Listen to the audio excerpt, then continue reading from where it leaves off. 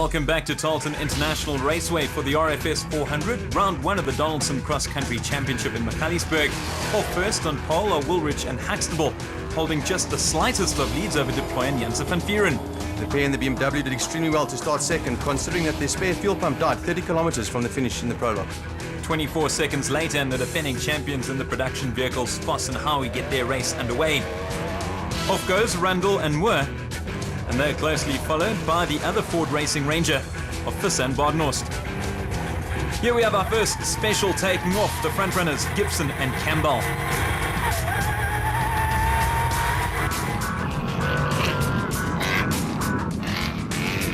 Woolridge and Huxtable out front in their Ford Ranger. The pair enjoyed a fantastic prologue with the youngster describing as a typical RFS route.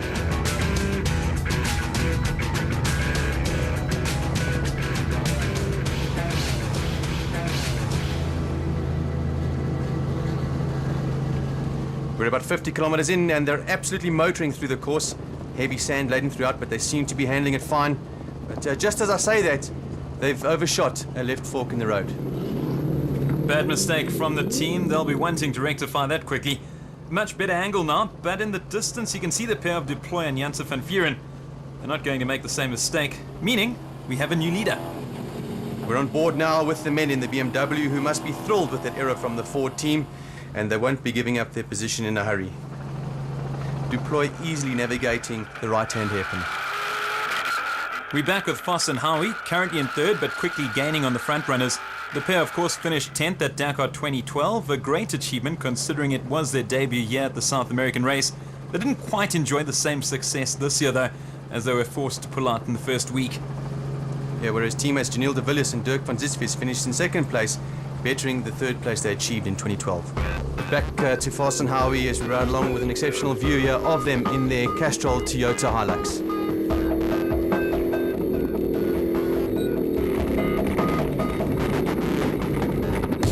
Well, trouble here. It looks as if Rundle and Moore having some serious problems in their Regent Racing Nissan.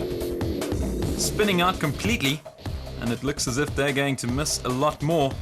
Yeah, it looks like they've stalled as well, which is certainly going to cost them some more time. Nothing too serious for the team once they get it fired up again, but they are going to have to give way to some of the traffic behind.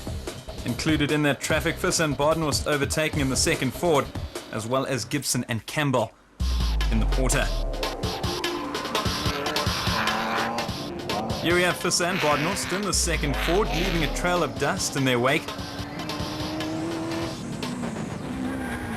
Following close behind, the prologue leaders in the specials, Gibson and Campbell in their Dirt Sport Porter.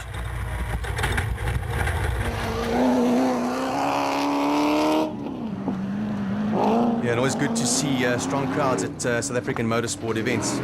We haven't seen much of the Toyota team of Berthold and Rousseau, although in fairness they had a dismal prologue, breaking their side shaft in the process.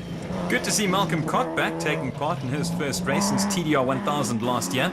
Sulvalto hasn't slept much, having only managed to finish his brand new Cobalt Striker LS3 motor on the morning of the race.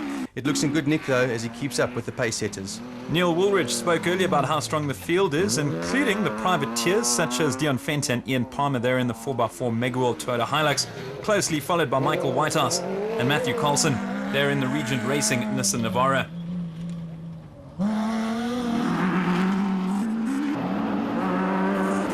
Former champions Yanni Visser and Joks Leroux, they enjoyed a hassle-free prologue in their Toyota Hilux.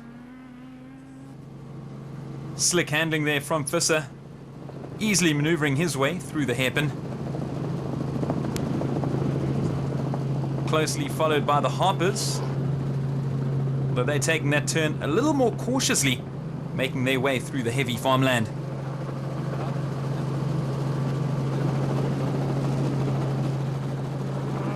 Johan van Staden, who said he thoroughly enjoyed the prologue but admitted that he would struggle to compete with the top special production class.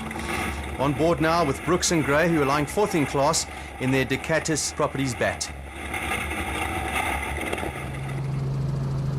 Beautiful aerial shot of the bat of Brooks and Gray, who unfortunately experiencing nothing but dust at the moment. They're lying in fourth position.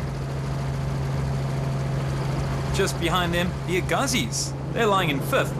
Nice position to be in, a massive improvement from what they did in 2012. And for the first time, we're seeing the other Castrol Toyota Hilux of Anthony Taylor and Dennis Murphy, who started from 16th but steadily making their way up the field. Over in Class P, Thompson and Zamatin coming first in their Zarko Magnum. Not far behind them, the Horn brothers, Johan and Van in Class D, but they seem to be battling with traction. And the first half of the loop is completed as the drivers now head back to the designated service park, which is a 50-kilometer run for them.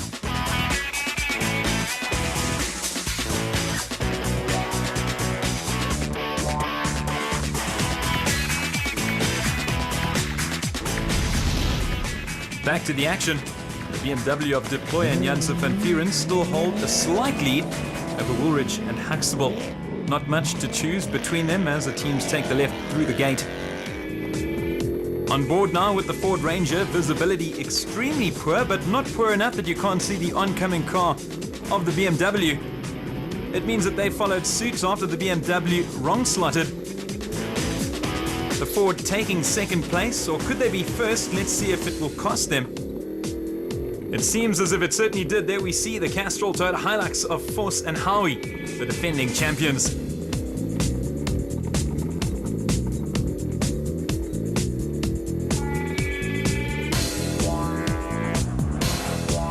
They're not defending champions for nothing. Superb reading of the roadbook from Howie as he and Foss now have a slim lead over the Ford. Woolridge closely followed by the BMW, who have now dropped from first to third.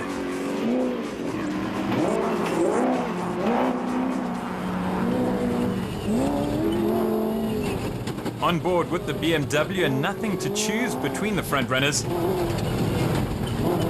Although all three cars seem to be going in different directions. Massive confusion now, although Van Vuren pointing, waving his hands fast and furiously, it looks as if he may have identified the correct route. No one seems to know exactly where they're going. Extremely rocky terrain.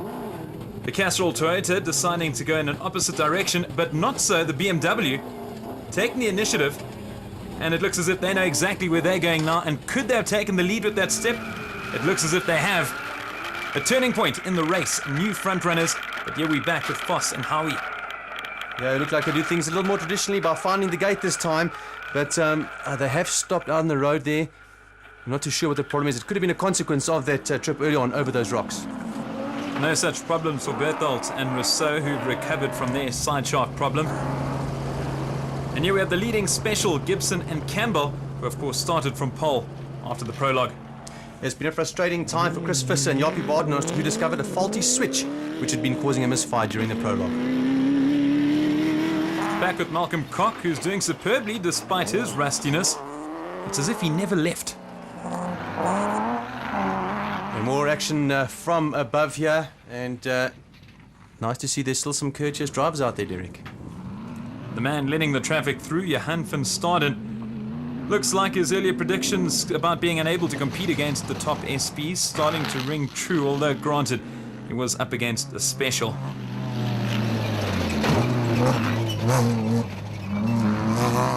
Speaking of specials, here we have Daniel Brooks, who said he was going to take it easy running in his new motor. Doesn't look that way though, with him and Gavin Gray lying third in the specials class.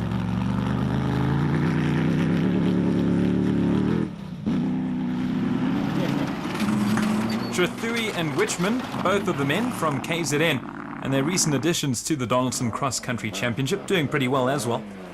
Back to productions, and Thomas Randall going along nicely despite picking up a puncture early on in the loop. Van Staden again, slowly getting used to the rigors of a production vehicle, having raced in a special for so long. Having a look at the Harpers, some nice driving through the gate. They're looking very, very quick. Definitely contenders, although still some way behind the leaders Gibson and Campbell. Newcomers Philip de Vries and Johan Viljoen getting to grips with their car and their maiden outing, and looking comfortable too amongst the front runners.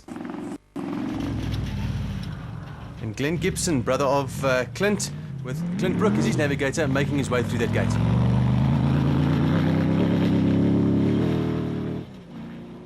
Plenty of spectator points out on the route, and here's one getting a front row seat to the racing of Anthony Taylor from Castrol Toyota, up and running again after enduring a flat earlier. Finally, we see the celeb team of Rutherford and Heinz Winkler doing very well. They're lying 10th in Class SP, while Jason Fenter and Vincent van Alleman in Class D, they've taken the lead from the Horn brothers.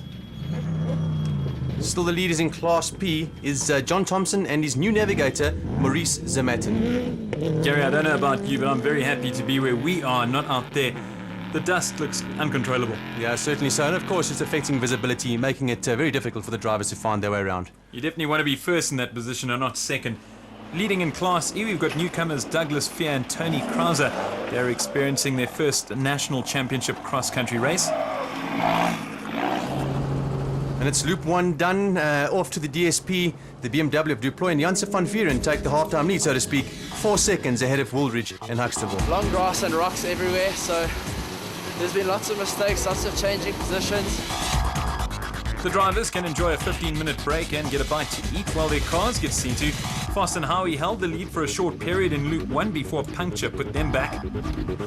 So it's tricky, but the route is open now, so it will be a little bit easier for the lead cars this race, this lap, but we're going to see if we can catch them now. And the top three after the first loop, it was the BMW of Christian Duploy and Henk Janse van Vieren, followed by the Ford of Woolridge and Huxtable, 4 seconds behind. Third place, the Toyota of Berthold and Rousseau. And in the special vehicles category, after a heroic climb on the first loop, let's hear from Evan Hutchinson. Yeah, it's a good route, very dusty. We battled, we passed 33 cars in this lap. We've come in, I think we're 4th overall. Special vehicle category was led by Gibson and Campbell, followed by Hutchison and Stassen, and of course then it was Brooks and Gray.